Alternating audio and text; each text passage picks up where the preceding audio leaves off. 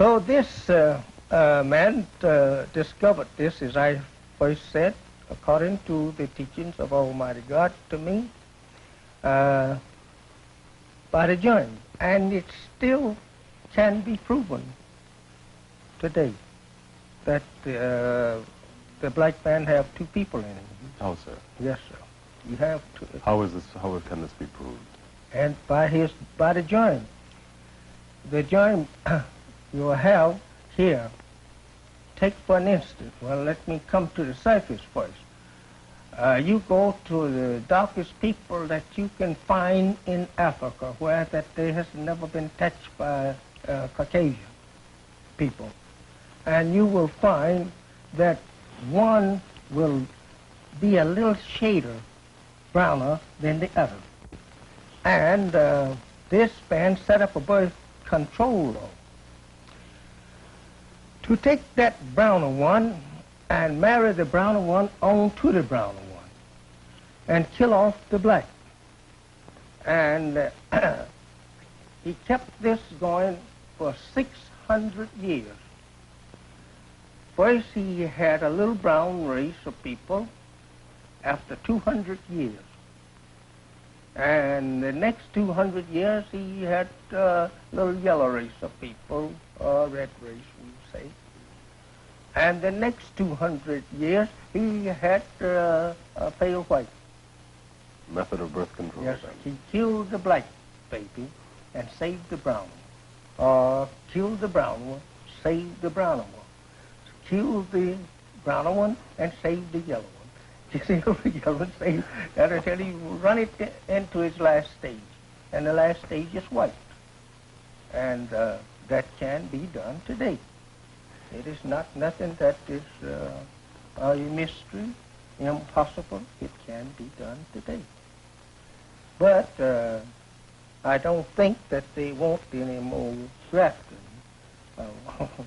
I think they've about got enough of that. Yes, and the black is the original. He's the father of them all. All these other races are derivatives of the black race. That's right. That's right. There was something that was mentioned in Volume 2 of the Supreme Wisdom about some of the physical attributes of the Negro, of the black man. Kinky hair, for example.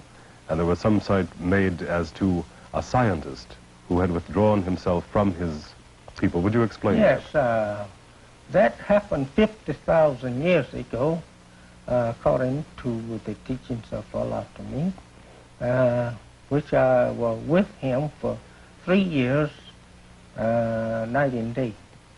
I didn't do anything, and he didn't allow me to do anything. He taught me for 3 years, night and day, 7 days a week. I mean, I was confined. I was jailed almost. I had no chance to do anything but just to listen to him. And learn. And so, that's right. And he would carry me out of the city sometimes in his little Chevrolet coupe. And we would sit out there sometime 2 or 3 hours at night, and he would talk to me about the stars and planets and how long this was making and whatnot. And so this scientist, 50,000 years ago, as they are today, they always meet together and discuss, you know, major things that is going to take place. And each one, you know, passes his own judgment, or we say vote on whether or not it should be done. So this man, he wanted to, his name was Shabazz. He wanted to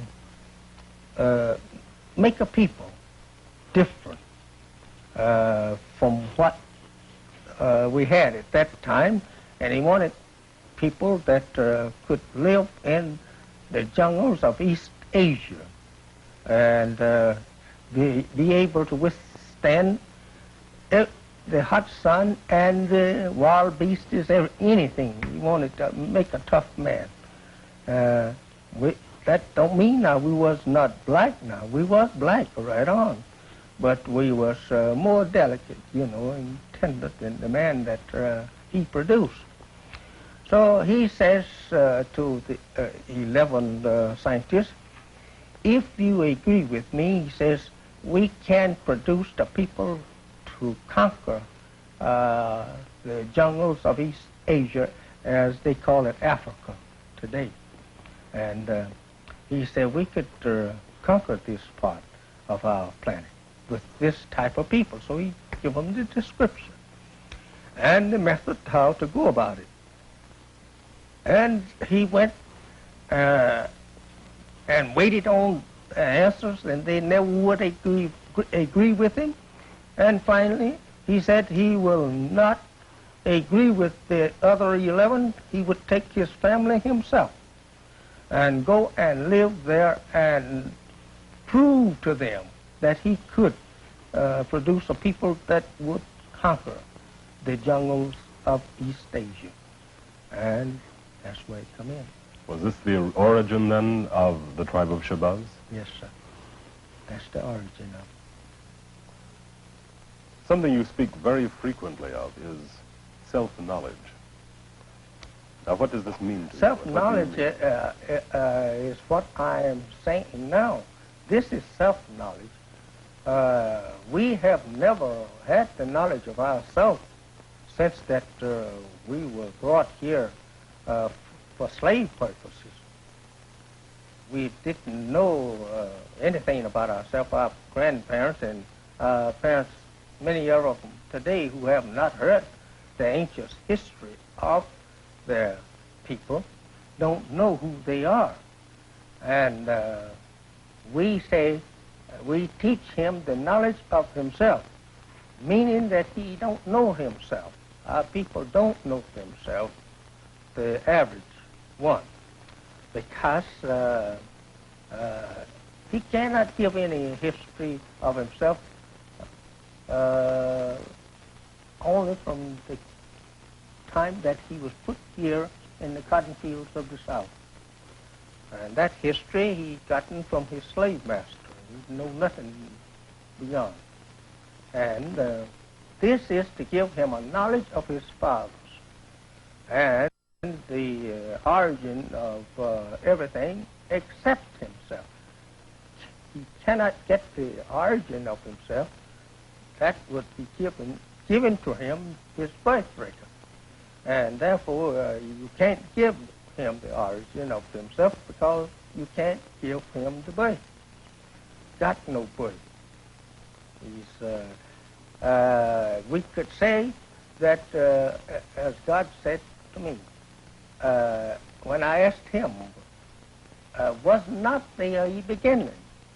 We often,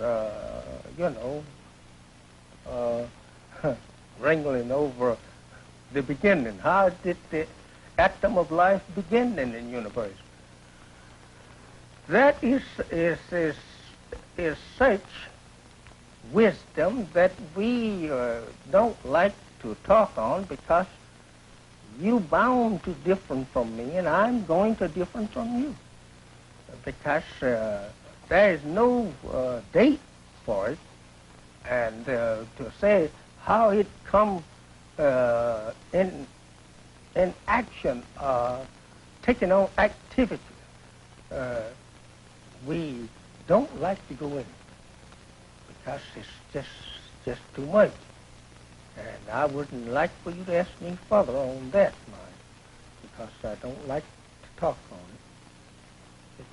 it. It gives you too much talk. You've got to go so far.